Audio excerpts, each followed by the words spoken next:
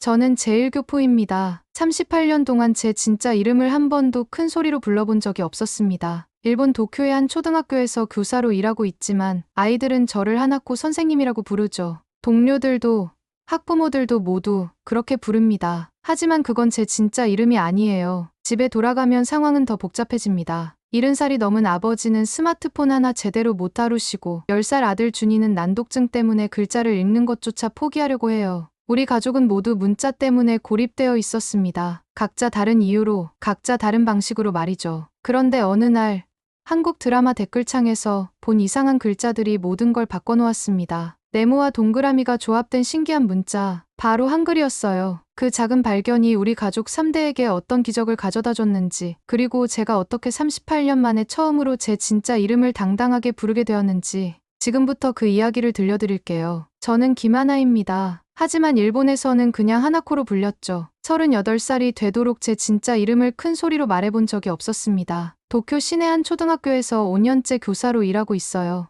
매일 아침 7시 30분이면 교무실에 도착해서 하루를 시작합니다. 아이들이 하나코 선생님 하고 부르면 웃으며 대답하죠. 그게 제 일상이었습니다. 하지만 집에 돌아가면 상황이 달라져요. 아버지는 70살이 넘으셨는데 스마트폰 하나 제대로 못 다루십니다. 특히 문자 메시지를 보내실 때면 정말 답답해하세요. 하나야, 이 한자가 뭔지 모르겠다. 어떻게 치는 거냐? 아버지가 스마트폰을 들고 오셨을 때의 모습이 지금도 생생해요. 손가락이 떨리시면서 화면을 여러 번 터치하시는데 원하는 글자가 나오지 않으니까 얼굴이 점점 빨개지시더라고요. 아버지, 천천히 하세요. 제가 도와드릴게요. 저도 도와드리려고 했지만 쉽지 않았습니다. 한자는 복잡하고 같은 소리인데도 여러 가지 글자가 있어서 어르신들께는 정말 어려운 거죠. 더 큰 문제는 제 아들 준이었어요. 10살인 준이는 작년에 난독증 진단을 받았습니다. 글자를 읽는 것도 쓰는 것도 또래 아이들보다 훨씬 어려워했죠. 학교에서 돌아온 준이를 보면 마음이 아팠어요. 숙제를 하려고 책상 앞에 앉아 있는데 연필을 잡은 손이 멈춰 있는 거예요. 글자들이 눈앞에서 춤을 추는 것처럼 보인다고 하더라고요. 엄마, 나는 왜 이렇게 바보 같을까? 준이가 그런 말을 할 때면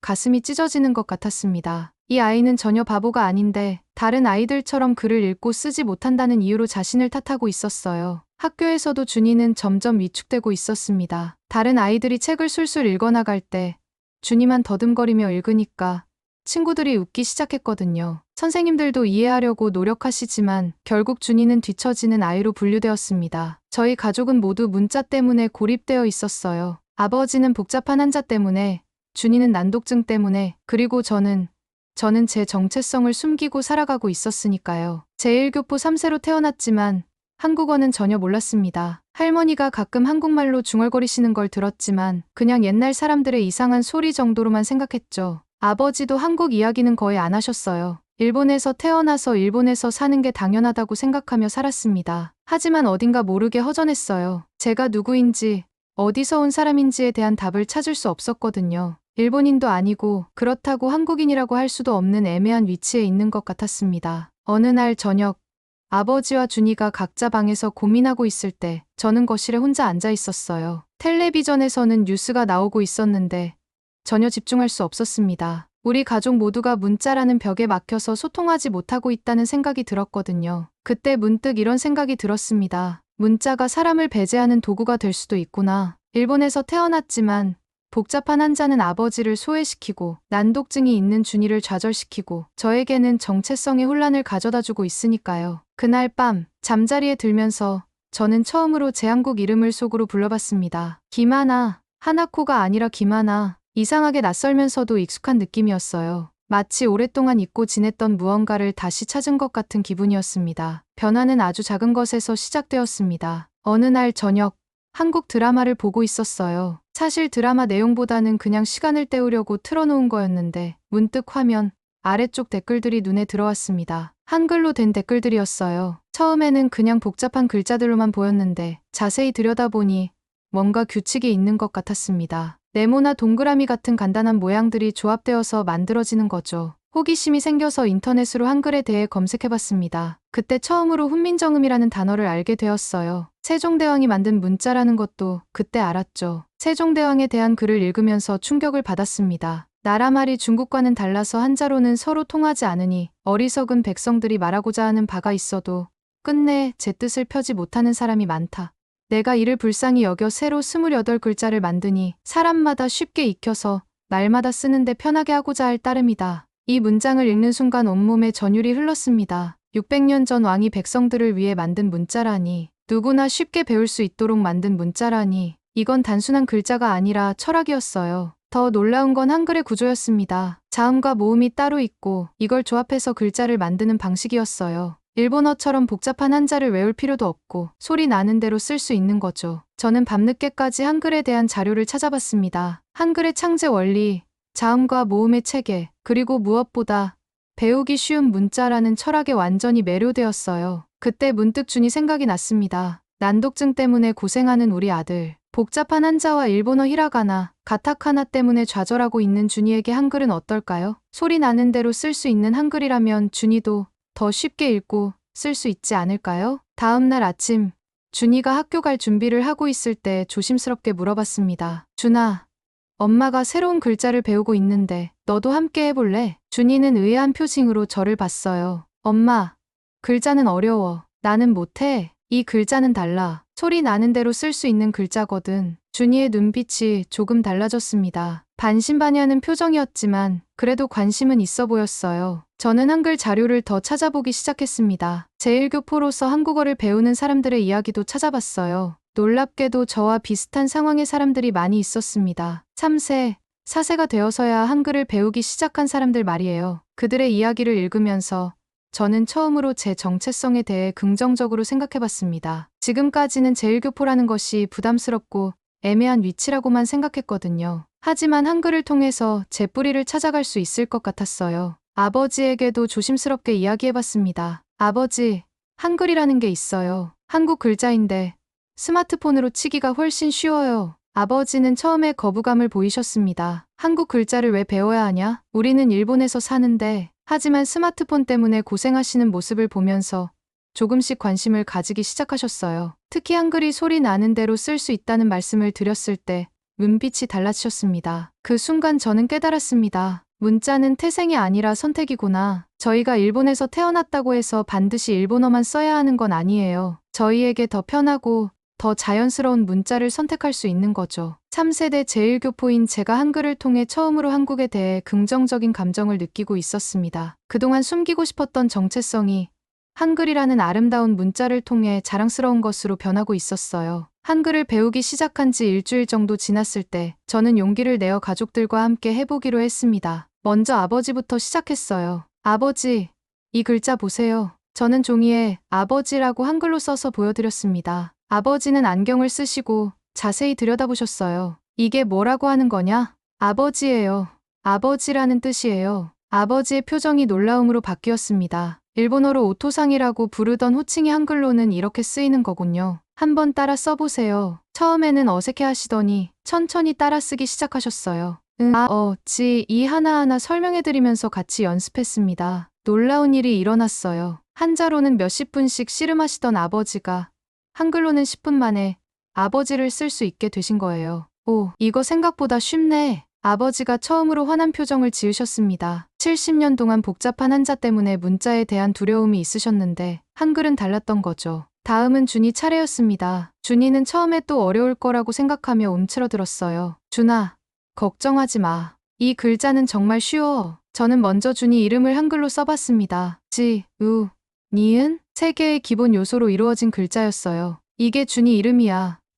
준이가 신기하다는 듯이 바라봤습니다. 복잡한 한자나 히라가나와는 완전히 다른 모습이었거든요. 엄마, 이거 정말 내 이름이야?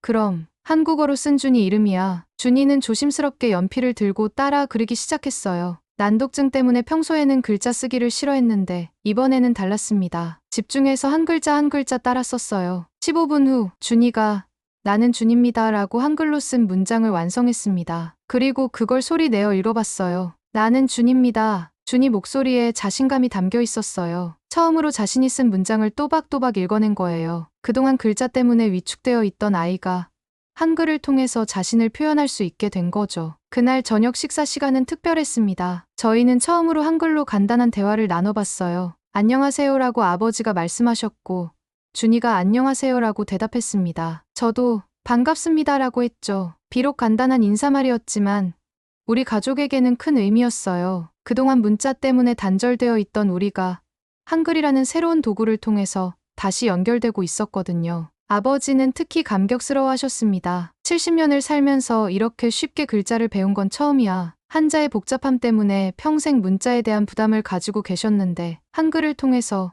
그 부담이 줄어드신 거예요. 스마트폰 문자 입력도 훨씬 쉬워지셨고요. 준이도 달라졌습니다. 난독증 때문에 자신감을 잃었던 아이가 한글을 통해서 다시 글자에 대한 흥미를 찾기 시작했어요. 특히 한글의 조합 방식이 준이에게는 퍼즐 같은 재미를 주었습니다. 엄마, 이 글자들을 조합하면 다른 글자가 되는 거야.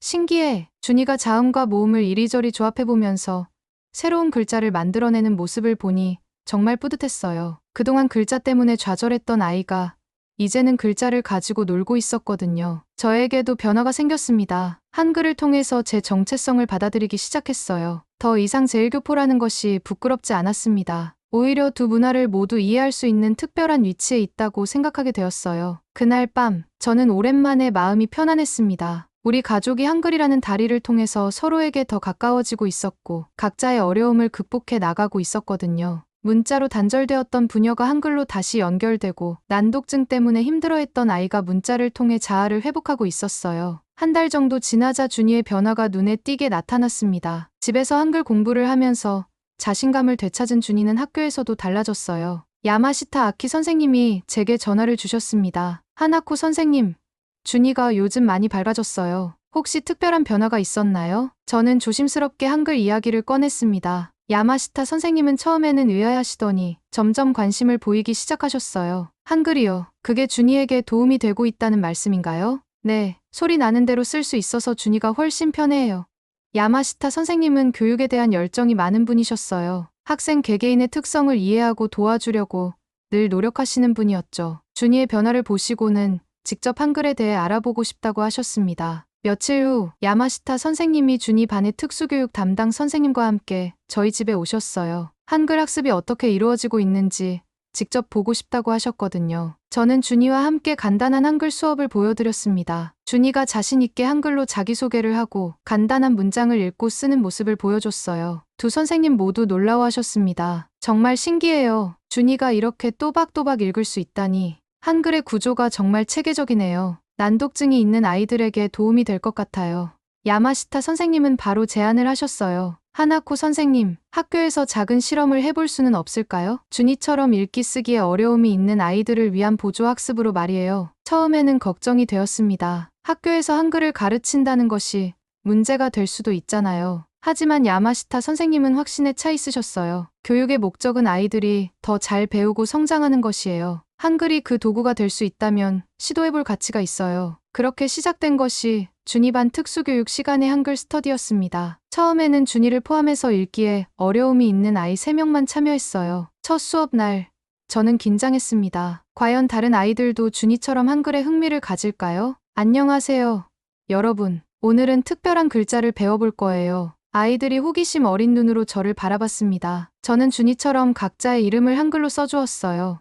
다이스케, 니나 모두 일본 이름이었지만 한글로도 쓸 수 있었거든요. 우와, 이게 내 이름이야? 신기해. 어떻게 이런 글자로 내 이름을 쓸 수 있어? 아이들의 반응이 기대 이상이었어요. 한글의 조합 방식이 마치 블록 놀이처럼 느껴지는 것 같았습니다. 복잡한 한자나 히라가나와 달리 한글은 아이들에게 재미있는 퍼즐처럼 다가갔어요. 더 놀라운 건 아이들의 학습 속도였습니다. 난독증이 있다고 해서 머리가 나쁜 게 아니에요. 다만 기존의 문자 체계가 이 아이들에게는 어려웠던 거죠. 하지만 한글은 달랐습니다. 선생님, 나도 이 글자로 일기를 써볼 수 있어요? 다이스케가 손을 들고 물어봤을 때 저는 정말 감동했어요. 그동안 글쓰기를 싫어했던 아이가 스스로 써보고 싶다고 하다니요. 수업이 진행되면서 다른 아이들도 관심을 갖기 시작했습니다. 특수교육 시간이 아닌 일반 수업 시간에도 한글에 대해 질문하는 아이들이 생겼어요. 하나코 선생님, 저 글자는 뭐예요? 저도 배워볼 수 있어요? 야마시타 선생님과 상의해서 희망하는 아이들에게는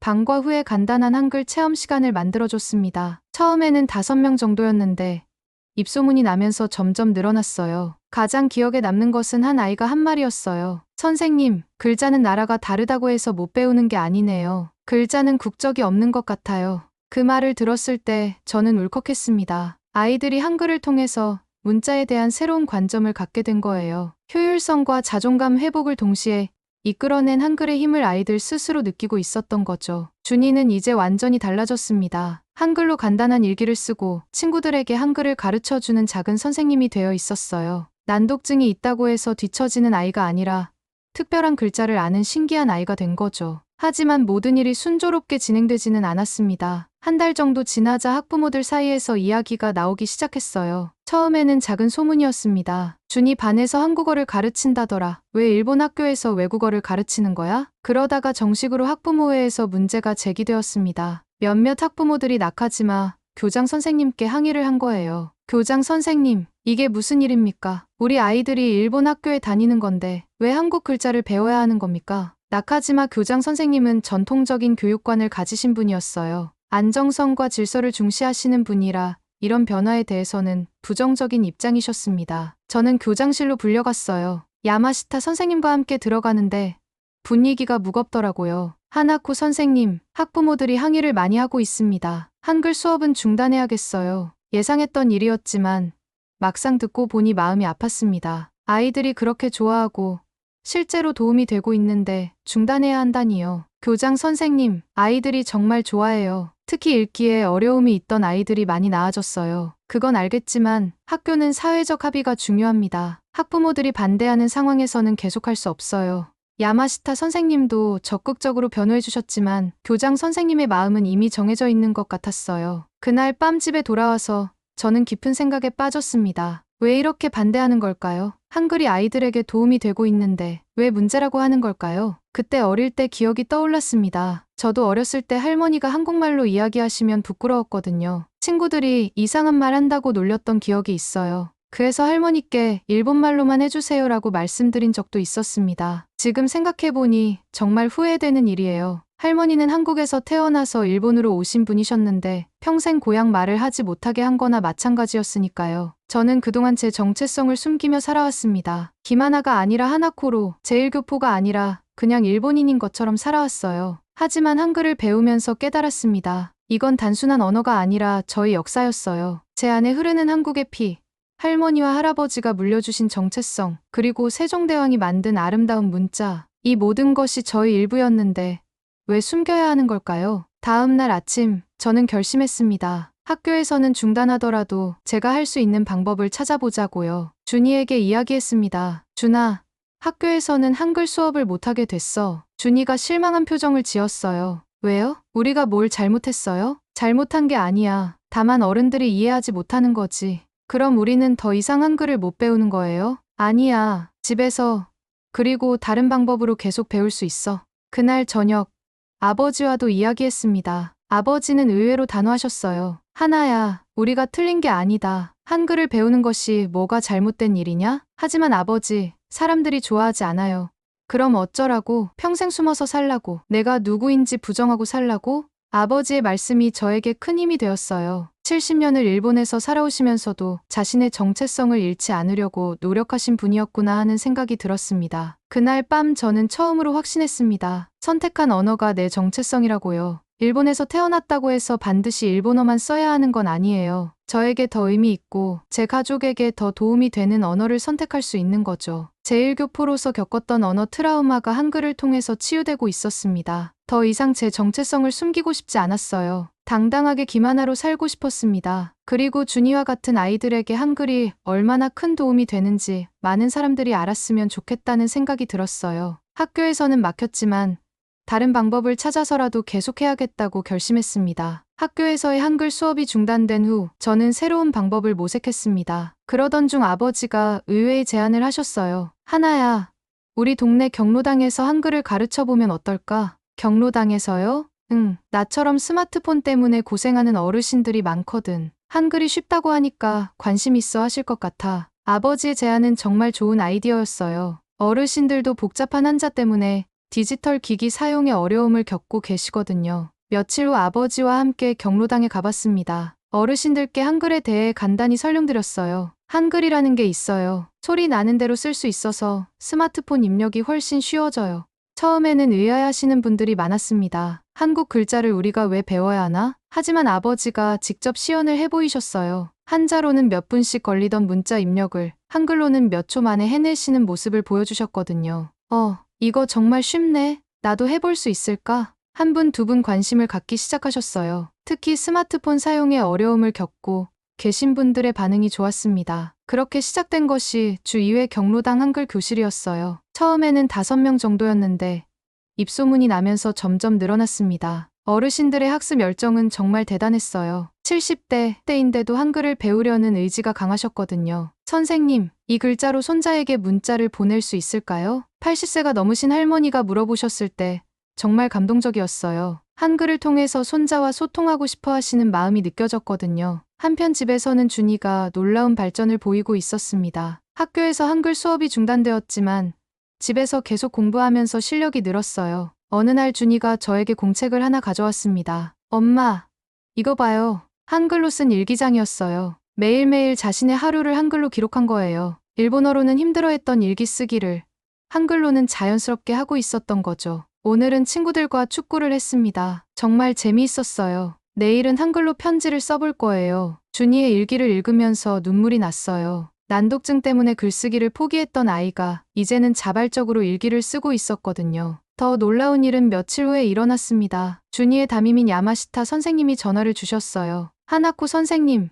준이가 학교 독서상을 받았어요. 독서상을요? 네, 준이가 한글로 쓴 독후감을 학교에 제출했거든요. 내용이 정말 훌륭해서 상을 주기로 했어요. 준이가 한글로 쓴 독후감이 학교에서 인정받은 거예요. 난독증이 있는 아이가 쓴 글이 상을 받다니 정말 믿기지 않았습니다. 시상식 날, 준이는 당당하게 무대에 올라가서 소감을 발표했어요. 저는 한글 덕분에 읽고 쓸 수 있게 되었습니다. 한글은 저에게 새로운 세상을 열어준 고마운 글자예요. 준이의 발표를 들으면서 많은 선생님들과 학부모들이 놀라워했어요. 한글이 난독증 아동에게 이렇게 큰 도움이 될 수 있다는 것을 처음 알게 된 거죠. 경로당에서도 감동적인 일이 일어났습니다. 아버지와 함께 한글을 배우시던 할아버지 한 분이 손자와 한글로 첫 대화를 나누신 거예요. 할아버지, 이 글자 뭐예요? 이건 사랑해라는 뜻이야. 할아버지도 저를 사랑하세요? 그럼 할아버지가 할머니보다도 너를 더 사랑한다. 70대 제일 1세 할아버지가 한글로 처음 손자와 마음을 나누는 순간이었어요. 그동안 복잡한 한자 때문에 표현하지 못했던 마음을 한글을 통해서 전달하신 거죠. 그 모습을 보면서 저는 확신했습니다. 한글은 단순한 문자가 아니라 세대를 연결하는 다리구나. 할아버지와 손자, 아버지와 딸, 그리고 선생님과 학생을 이어주는 소통의 도구구나. 준이의 수상 소식을 들으신 경로당 어르신들도 정말 기뻐하셨어요. 우리가 배운 한글로 그 아이가 상을 받았다니. 한글이 정말 대단한 글자구나. 그날 저는 처음으로 우리가 하고 있는 일의 의미를 깨달았습니다. 한글은 개인의 문제를 해결하는 도구가 아니라 공동체 전체에 긍정적인 변화를 가져오는 힘이었어요. 준이의 독서상 수상 이후 우리 이야기가 조금씩 알려지기 시작했습니다. 야마시타 선생님이 교육 관련 모임에서 사례를 발표하셨고 그 이야기를 들은 분들이 관심을 갖기 시작했어요. 어느 날 지역 시민센터에서 연락이 왔습니다. 혹시 한글 교육 사례를 시민들에게 발표해 주실 수 있을까요? 처음에는 망설였습니다. 많은 사람들 앞에서 발표한다는 게 부담스러웠거든요. 하지만 준이가 용기를 주었어요. 엄마, 우리가 한글로 이렇게 좋아졌는데 다른 사람들도 알면 좋겠어요. 그렇게 준이와 함께 시민 발표회에 참석하게 되었습니다. 발표 당일 생각보다 많은 분들이 오셨어요. 제1교포 분들도 있었고 일본인 교육 관계자들도 있었습니다. 저는 떨리는 마음으로 마이크 앞에 섰어요. 안녕하세요. 저는 김하나입니다. 처음으로 공개적인 자리에서 제 한국 이름을 밝혔습니다. 더 이상 하나코가 아니라 김하나로 당당하게 자기소개를 한 거예요. 제1교포 3세인 저와 제 가족이 한글을 통해 어떤 변화를 겪었는지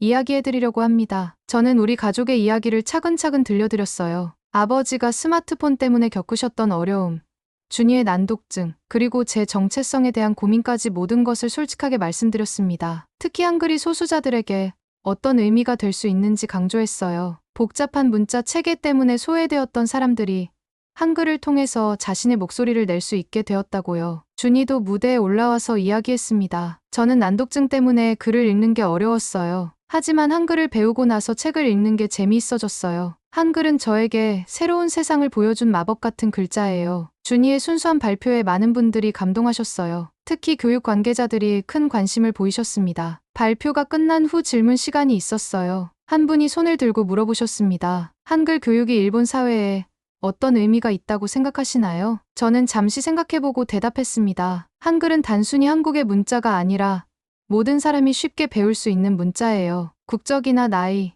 장애 여부에 상관없이 누구나 사용할 수 있는 도구라고 생각해요. 다양한 사람들이 함께 살아가는 일본 사회에서 한글은 소통의 새로운 가능성을 제시한다고 봅니다. 또 다른 분이 질문하셨어요. 제1교포로서 정체성은 어떻게 변했나요? 한국을 알기 전에 저는 한글로 저를 알았어요. 한글을 통해서 제 뿌리를 발견했고 더 이상 정체성을 숨기지 않게 되었습니다. 이제는 당당하게 김하나로 살아가고 있어요. 발표회가 끝난 후 많은 분들이 개별적으로 찾아오셨어요. 제1교포분들 중에는 비슷한 경험을 하신 분들이 많았습니다. 저희 가족도 한글을 배워보고 싶어요. 어디서 배울 수 있나요? 일본인 교육자들도 관심을 보이셨어요. 우리 학교에도 읽기에 어려움이 있는 아이들이 있는데 한글이 도움이 될까요? 그날 이후로 우리 이야기가 제1사회 내에서 화제가 되기 시작했습니다. 제1교포 커뮤니티 신문에도 실렸고 인터넷 카페에서도 많이 공유되었어요. 얼마 후에는 지역 방송국에서 인터뷰 요청이 왔습니다. 처음에는 부담스러웠지만 더 많은 사람들에게 한글의 가능성을 알리고 싶어서 수락했어요. 방송 인터뷰에서 가장 기억에 남는 질문이 있었어요. 한글이 김하나 씨 가족에게는 어떤 의미인가요? 한글은 저희에게 소통의 도구이자 치유의 수단이에요. 그리고 무엇보다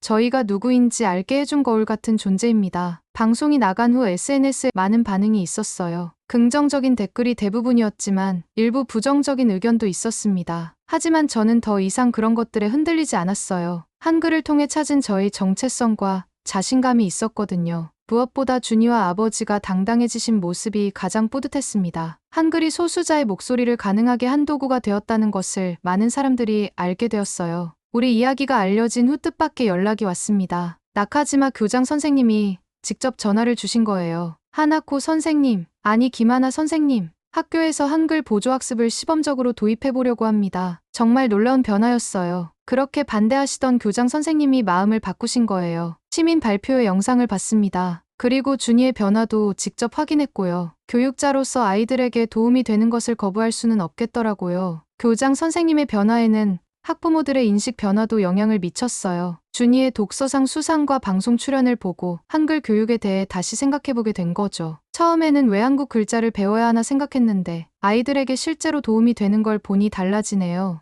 우리 아이도 한번 배워보고 싶다고 하는데 가능할까요? 학교에서의 한글 보조학습이 정식으로 시작되었습니다. 처음에는 읽기에 어려움이 있는 아이들을 대상으로 했지만 점점 더 많은 아이들이 참여하게 되었어요. 가장 기억에 남는 것은 학교 발표회였습니다. 준이가 한국어 동화를 낭독하게 된 거예요. 여러분, 오늘은 특별한 발표를 들려드리겠습니다. 준이가 무대에 올라가서 한글로 된 동화책을 들고 있었어요. 흥부와 놀부라는 한국 전래동화를 한글로 읽어주는 거였죠. 옛날 옛적에 흥부와 놀부라는 형제가 살았습니다. 준이의 또렷한 목소리가 강당에 울려 퍼졌어요. 난독증 때문에 글 읽기를 어려워했던 아이가 이제는 자신 있게 동화를 낭독하고 있었습니다. 더 놀라운 건 아이들의 반응이었어요. 처음 듣는 한글 동화였지만 준이의 생생한 낭독에 집중해서 들었습니다. 이야기가 끝났을 때 큰 박수가 터져 나왔어요. 준아, 정말 멋있었어. 나도 한글로 책을 읽고 싶어. 준이는 자랑스러운 표정으로 인사를 했습니다. 더 이상 난독증 때문에 위축된 아이가 아니라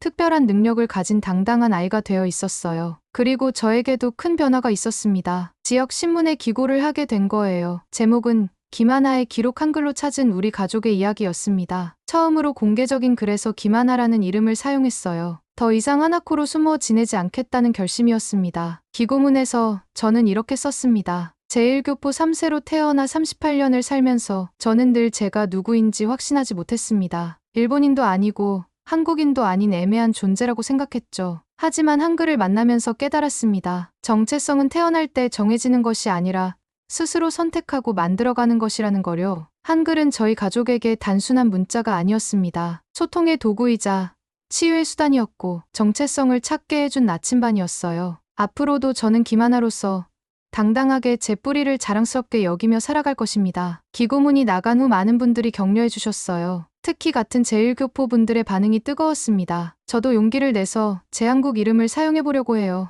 우리 아이들에게도 한글을 가르쳐 주고 싶어요. 현재 우리 가족은 모두 한글을 자연스럽게 사용하고 있습니다. 아버지는 경로당에서 한글 교실 도우미로 활동하고 계시고, 준이는 학교에서 한글 도우미 역할을 하고 있어요. 저는 주말마다 지역 시민센터에서 한글 교실을 운영하고 있습니다. 제1교포 가족들뿐만 아니라 일본인들도 많이 참여하고 계세요. 한글은 저희에게 정체성과 치유, 그리고 교육을 모두 연결해준 놀라운 도구가 되었습니다. 세종대왕이 600년 전에 꿈꾸었던 누구나 쉽게 배울 수 있는 문자라는 이상이 21세기 일본에서 제1교포 가족을 통해 실현되고 있는 거죠. 지금도 매일 아침 준이와 함께 한글 일기를 쓰고 아버지와는 한글로 문자를 주고받습니다. 한글이 만들어준 이 소중한 일상이 계속되기를 바라며 더 많은 사람들이 한글의 아름다움을 경험할 수 있기를 소망합니다. 김하나, 이제 저는 제 이름을 당당하게 부르며 살아갑니다.